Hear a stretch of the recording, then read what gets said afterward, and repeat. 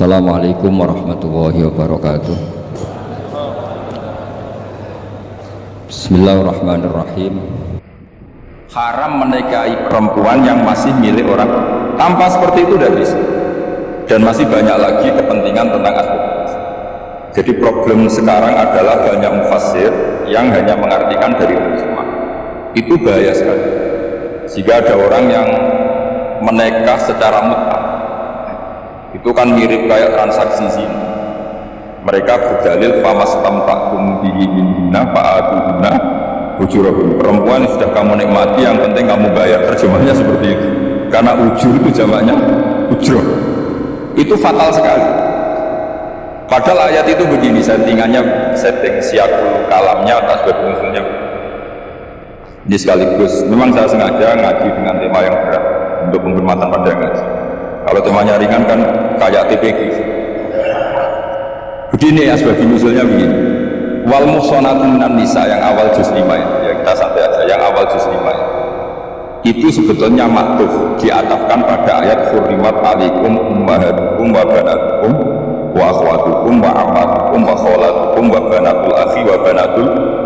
Jadi perempuan yang haram dinikah itu ada 7. Yang faktor nasab, yaitu siapa? Ibu, putri, saudara putri, bulik dari bapak, amah itu bulik dari bapak, kholah itu bulik dari ibu, keponakan dari saudara lelaki, keponakan dari saudara perempuan. Ini disebut haram karena nasab gen.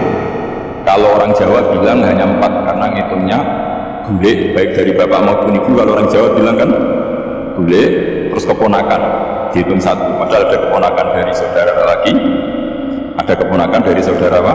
Perempuan. Wa banatul akhi wa banatul. Terus kedua, haram karena rodok. Kita tahu dalam hukum Islam rodok adalah sama dengan nasab. Jadi ibu yang pernah menyusui kamu berarti jadi ibu kamu, dan saudara sepenyusuan berarti menjadi saudara kamu.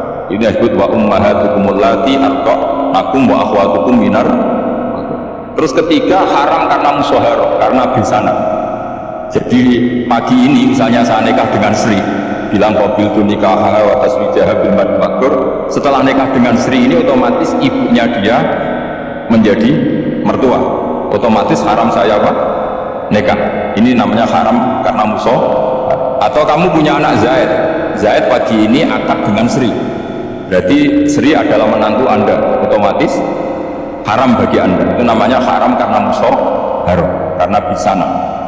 Itu yang disebut waroba haram-haram itu kan satu wa ummahatun nisaikum, ibu dari istri-istri kamu. Memang ini agak gimana, tapi memang syaratnya mufassir harus biasa jelimet.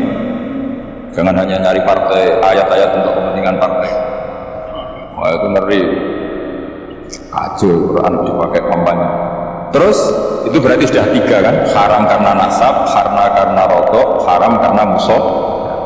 Terus yang keempat ini haram yang bukan karena sebab pada seorang perempuan, tapi karena istiwa. Disebut wal muhsanatu minan nisa. Haram menikahi perempuan yang masih milik orang lain. Orang lain yang menikahi ini, istilahnya Allah adalah lelaki yang menikahi perempuan ini adalah lelaki sing muhsinina ghairu musabihin, secara nikah yang sah. Nah, nikah yang sah itu begini dalam hukum fikih Islam. Saya nikah dengan Sri, kalau hanya akad itu saya wajib bayar mahar hanya separuh. Jadi kalau saya janji bayar 1 miliar berarti wajib bayar berapa? 500 juta. Kalau janjinya 100 juta hanya bayar 50 juta. Itu yang wajib bil abdi.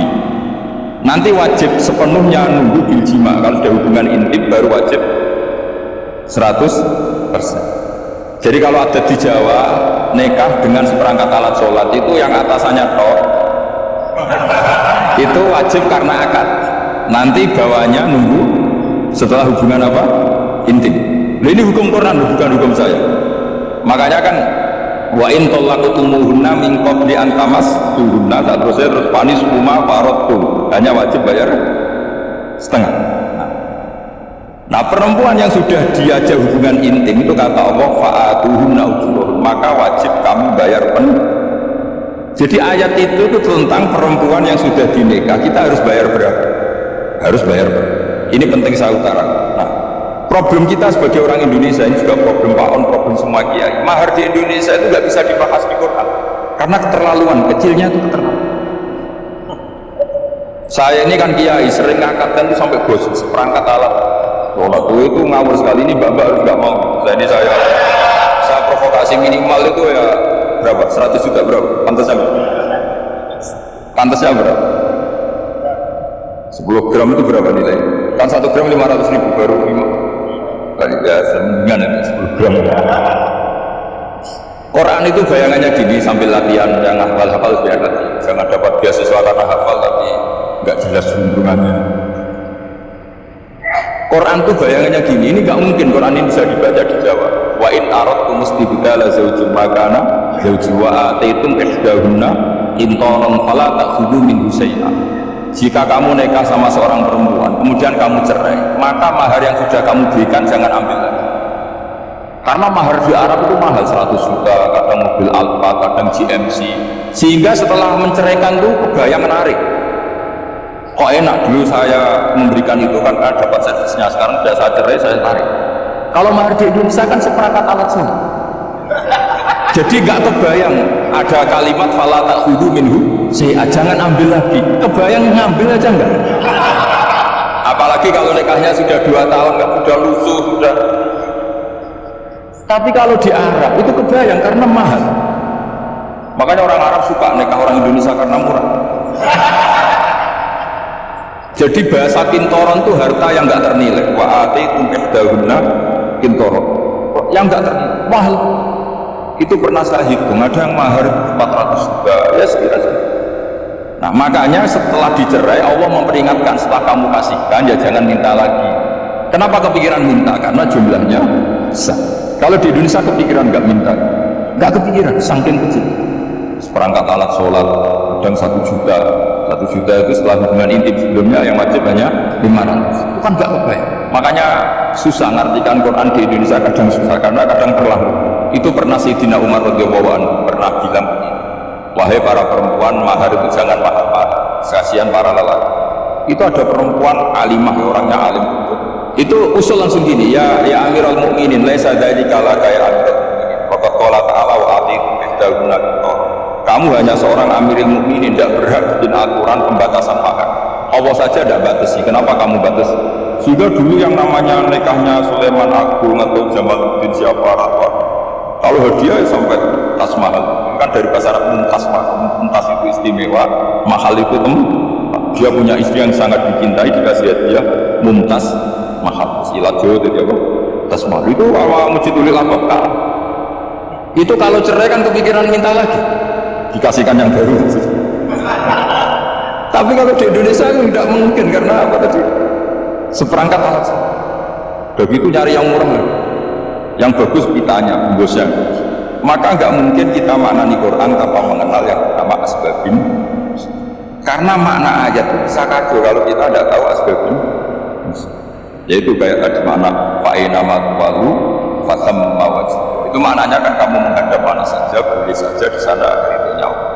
Berarti kan bisa ke timur, ke selatan, ke utara. Itu bahaya. Sehingga kata ulama harus mengkaji asbabin supaya porsi ayat ini sampai semangat jauhnya itu kita tahu. Tanpa tahu itu tidak bisa. Begitu juga menyangkut kiblat. Sekarang saya tanya, kemarin kan ramai kiblat semuanya diukur dengan GPS, terus beberapa masjid komentari salah karena diukur pakai apa? GPS. Kalau dalam bahasa Falak disebut yaumar kiblat. Memang bisa dialih. Tapi pertanyaannya begini, dari awal Allah ngendikan fawali wajhaka syatral masjidil haram. Kamu yang penting sholat menghadap masjid. Masjid itu ya bangunan.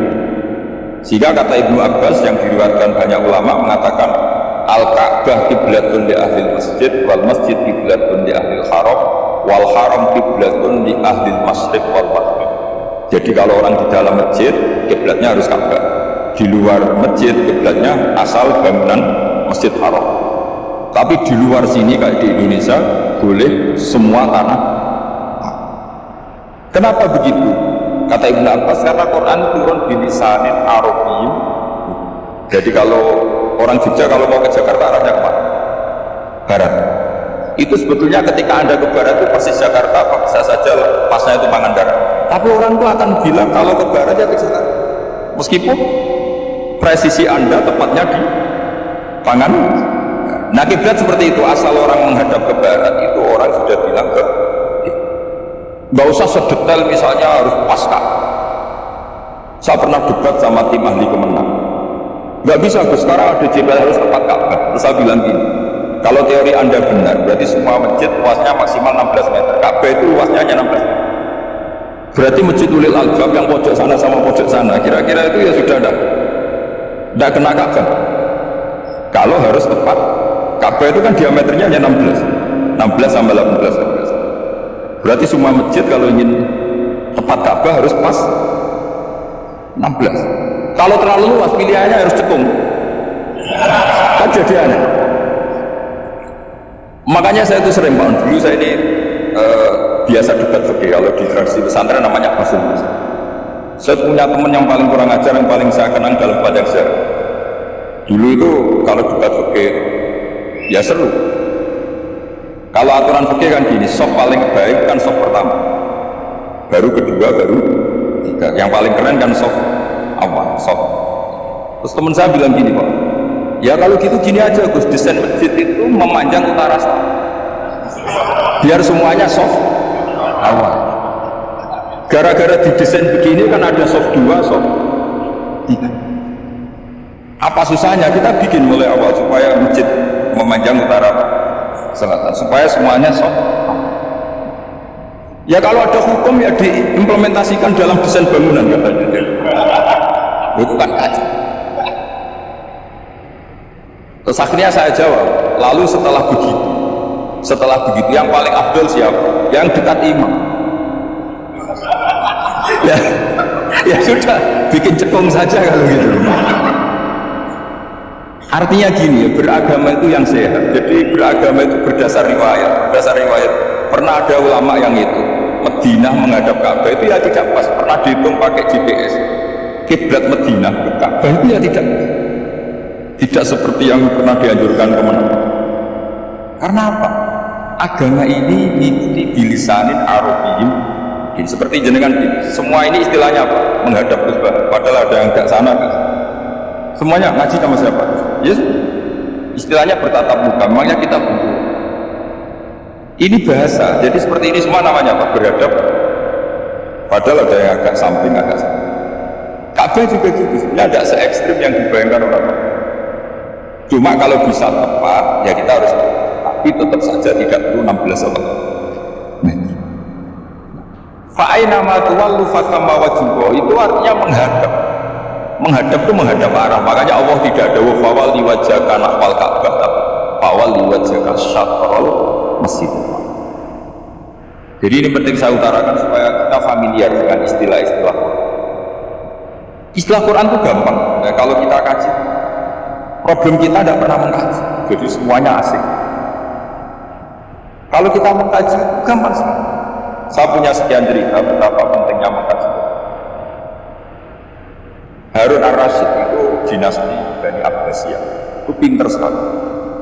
Ada seorang ustadz yang agak ekstrim, itu datang ke Harun ar-Rasyid, ya Amirul Mukminin, inni nasihun laka famusaddidun alaih, fala tajidanna alaiya fi nafsika syai'an. Saya mau nasihati kamu, tapi saya mohon jangan masukkan, karena nasihat ini penting. Tapi saya akan keras, vulgar, akan keras, kritik saya akan keras, karena Anda sebagai Amirul Mukminin tidak penting.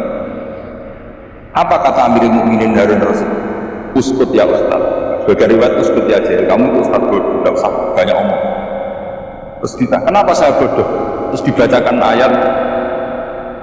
ayat faqula lahu qawlan layyinan la'allahu yatadhakkaru aw yakhsha. Inna Allaha ta'ala qad arsala man huwa khairun minka ila man huwa syarrun minka. Wa ma'a dzalika qala ta'ala faqula lahu qawlan layyinan. Allah pernah menugaskan seorang yang lebih baik ketimbang kamu, yaitu Musa dan Harun. Musa dan Harun adalah seorang nabi, kepada orang yang lebih buruk ketimbang saya, yaitu Fir'aun.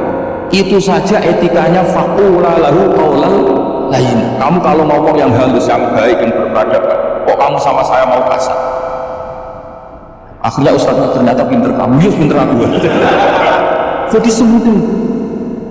Allah itu menugaskan orang yang lebih baik ketimbang kamu, yaitu Nabi Musa, kepada orang yang lebih buruk ketimbang saya, yaitu Fir'aun. Itu saja ada etikanya. Kok kamu sama saya mau tambah etika? Mau main kasar hanya karena kamu merasa nasihat Anda benar? Jadi gampang sekali memahami Quran. Tapi lagi-lagi memang bagi ahlinya. Tapi ini saya bantu supaya sama jadi ahli apa? Quran. Meskipun ngajinya sebulan sekali. Sudah sebulan sekali nggak punya kitab. Sudah. Jadi ulama dulu kalau belajar Quran itu gampang. Saya berkali-kali cerita. Yang kitab saya baca di rektorat namanya Sajarul Ma'arif. Itu kalau cerita bikin judul itu enak sekali. Babuna fil ibad bikulil bilad. Bab seseorang di mana saja hidupnya harus bermanfaat. Terus dalilnya itu hanya mengutip makalahnya Nabi Isa, wa ja'alani mubarakan ainama. Ciri utama seorang nabi apa? Saya di mana-mana adanya berkahi orang, jadi berkah bagi orang lain. Maksudnya tidak jadi problem bagi orang. Artinya kamu hidup entah di Jogja seperti Pak Ono, orang Indonesia, orang hidup di Jogja manfaat, hidup Korea manfaat di mana-mana. Saya pernah di Korea seminggu ya manfaat.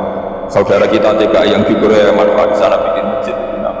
Karena ngendikane Allah menceritakan Nabi Isa siapa? Wa ja'alani mubarakan ainama kun. Saya adalah orang yang di mana-mana artinya manusia eksistensinya harus hidup di mana saja. Gampang sekali, Pak. Pernah Imam Syafi'i ditanya, kalau kamu nggak kehilangan air atau nggak ada air di satu daerah, cari-cari sampai nggak, setelah nggak ketemu air baru kamu boleh tayam. Imam Syafi'i ditanya, apa dalilnya harus mencari? Kalau nggak ada air ya langsung tayam saja, kenapa harus nyari-nyari? Jawabnya Imam Syafi'i itu gampang sekali. Qala ta'ala falam tajid ma'an. Kemudian kamu nggak menemukan, di mana-mana tidak menemukan setelah mencari. Kalau belum mencari namanya tidak tahu. Kan ayatnya kan falam tajidu ma'an. Kemudian kamu tidak menemukan air. Tidak menemukan itu nyari dulu apa langsung ambil sikap? Nyari dulu baru kesimpulannya tidak ketemu. Kalau belum pernah nyari namanya tidak tahu. Segampang itu lama dulu memahami Quran karena konstruksinya, yaitu mereka tahu betul bahwa Quran bilisanin Arabiyyin. Ketika Futuhat Syam dulu itu dikuasai tentara Romawi, era Sayyidina Umar, Yerusalem dikuasai tentara Islam. Itu awal Sayyidina siapa? Umar radhiyallahu anhu. Ketika Futuhat mau ada pesta besar-besar, tapi Umar menolak. Ketika menolak, kenapa Anda menolak? Beliau hanya baca ayat Innallaha ta'ala ayyara qauman faqala adhabtum thayyibatikum fi hayatikum. Allah itu mengkritik satu komunitas kaum yang zaman di dunia menghabiskan semua kenikmatan. Maka kita ada perlu syukuran besar-besaran. Jangan-jangan jatah kita di akhirat kita habiskan di dunia. Adhabtum thayyibatikum fi hayatikum. Semudah itu lama. Rasulullah pernah dahar, pernah makan karena 3 hari gak makan. Kalau di Indonesia gak makan nasi, gak makan daging, sudah lama sekali. 3 hari Nabi hanya makan kurma dan air putih. Pernah Nabi gak makan roti sampai 3 hari. Kalau Indonesia mungkin gak makan nasi. Di hari ketiga, ada sahabat yang bergaya Nabi disembelihkan kambing, dipotongkan kambing, Nabi disuruh dahar. Itu baru dahar setengah piring Nabi. Ketika ditanya, setengah piring itu kan sudah kuat untuk sholat, untuk apa saja. Ditanya, ya Rasulullah kenapa berhenti? Bukankah engkau tidak makan ini 3 hari? Nabi menjawab, wala tus'alunna yawma idzin anin na'im. Semua nikmat yang saya rasakan nanti ada pertanggungjawaban. Makanya saya ingin tanya. Wah, itu kalau diterapkan di sini nggak populer. Makanya saya tahu gayanya ngaji Quran tapi nggak siap dengan konsep Quran. Jadi segampang itu orang. Nah karena apa ya? Mereka tahu asbab Quran itu diturunkan dalam konteks apa. Lafaz ini arahnya kayak apa, mutlak muqayyadnya kayak apa, muhkam mutasabihnya kayak apa, nasah mansuhnya kayak apa. Nah sedikit saya cerita ini mungkin contoh terakhir supaya gak lama-lama bingung. Yang bingung ya saya bingung cara memahami. Jadi kalau guru itu kan bingung cara memahamkan, kalau murid bingung cara memahami.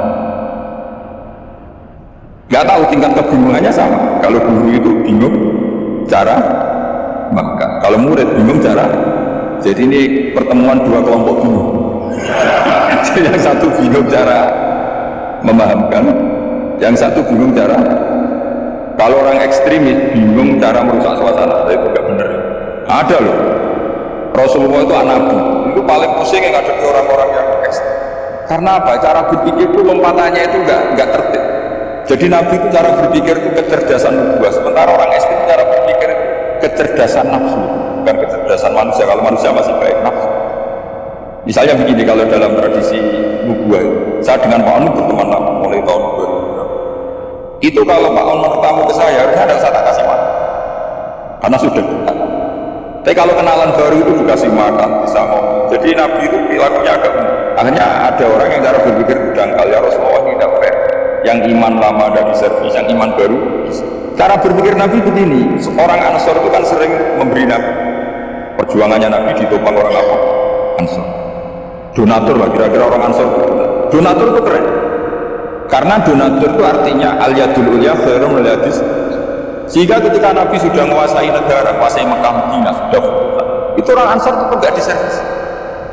Yang diservis Nabi itu orang-orang baru masuk Islam, disebut wal mu'allafati qulubuhum atau Islam mu'allaf. Ada 1-2 orang yang protes, tentu yang enggak pinter, bukan protes pasti wong iskal-iskalnya sendiri, otaknya nggak sampai-sampainya sendiri, orang lain disuruh jawab. Makanya di sini tidak ada tanya jawab, nanti iskal-iskal kamu sendiri, bingung-bingung kamu sendiri, saya disuruh jawab. Berarti Gus Pak nggak mau ditanya, ya memang nggak mau, karena tadi jawab sendiri aja, nanti pintar sendiri, kapan-kapan. Akhirnya tanya begini, cara tanya, ya Rasulullah, ini nggak fair. Orang yang sudah Islam lama setelah negara terbuka milik Anda, setelah kita menang, setelah kita menguasai negara, tidak kamu servis. Sementara yang baru Islam kamu. Nabi itu bertanya senyum-senyum, rileks. Lama-lama tambah ekstrim bertanya. Kata Umar, ya Rasulullah saya beri izin untuk orang itu. Umar kiranya karena mangkelo Nabi. Nabi jangan. Kalau kamu bunuh nanti apa kata orang banyak? Inna Muhammad dajatul ashab. Dikira Muhammad sahabatnya. Nabi masih mendengar komplainnya masih. Lama-lama Nabi lebih jelas. Kamu ini orang Ansor. Kamu biasa memberi saya, memberi dana perjuangan. Memberi itu hebat. Saya tidak ingin menurunkan grade Anda. Grade sebagai pemberi, berarti kelasnya elit. Sekarang menjadi benar. Itu tidak bagus.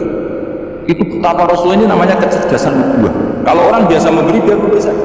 Supaya dia tetap heroik, tetap patriotik, tetap keren. Karena mentalnya jangan sampai dari mental memberi, kemudian mentalnya peminta. Jadi kalau Pak On jadi tim suksesnya Pak Jokowi, dia tidak minta. Kalau dulu kampanye ya kampanye, biar memberi terus nggak pernah minta, meskipun akhirnya ya belum. Tapi Nabi dulu didik gitu. Jadi orang Ansor itu nggak pernah diservis. Padahal jasanya kayak gitu, supaya kelasnya tetap kelas elit, yaitu pemberi, penanggung. Nabi gak ingin orang Ansor turun grade menjadi orang-orang yang cerdas nubuah, menerima konsep Nabi. Bertanya sama Pak On, saya dari terjemahan UI puluhan tahun itu, beliau berkontraan saya sangat kuat. Tidak pernah berharap, saya sangat bukan apa ya, kalau ingin memberi kontribusi saya pada Al-Quran, saya tidak kepikiran supaya heroik. Tapi orang-orang yang cerdas amatir tadi, ini gak fair. Wong yang memberi lama mendapat servis sekarang itu problem zaman akhir sudah mulai seperti. Nah, orang ini namanya Dzul Khuwaisirah. Ini yang nantinya anak turun Khawarij. Orang yang ibadahnya hebat, tapi cara berpikir dengan buah salah. Orang yang Khawarij itu orang ibadahnya hebat, tapi cara berpikir buah. Nubuah itu unik. Nubuah itu cara berpikir tadi. Apa? Melihat sesuatu yang benar biar benar terus. Itu tadi, mental memberi itu ya biar memberi terus, tidak usah besar. Maka ketika Abu Bakar jadi khalifah Rasulullah, itu ada sistem kepegawaian. Itu gajinya Umar yang sudah Islam lama, gajinya Abu Bakar yang sudah Islam lama, itu sama Abu Sufyan sama. Padahal Islamnya Abu Sufyan baru setelah Fathu Mekah, kira-kira baru setahun. Terus diprotes sama orang-orang, ini Islam lama kok gajinya sama Islam yang baru setahun kok sama. Kata Abu Bakar, fadhailuhum indallah, mereka punya kelebihan Islam lama itu indallah, nanti balasannya biar seperti itu. Kalau di dunia sesuai profesinya. Artinya profesi kalau penjaga kantor ya berapa, kalau dosen berapa, pokoknya ya. Dan itu diterima oleh sahabat, semuanya menerima konsep itu.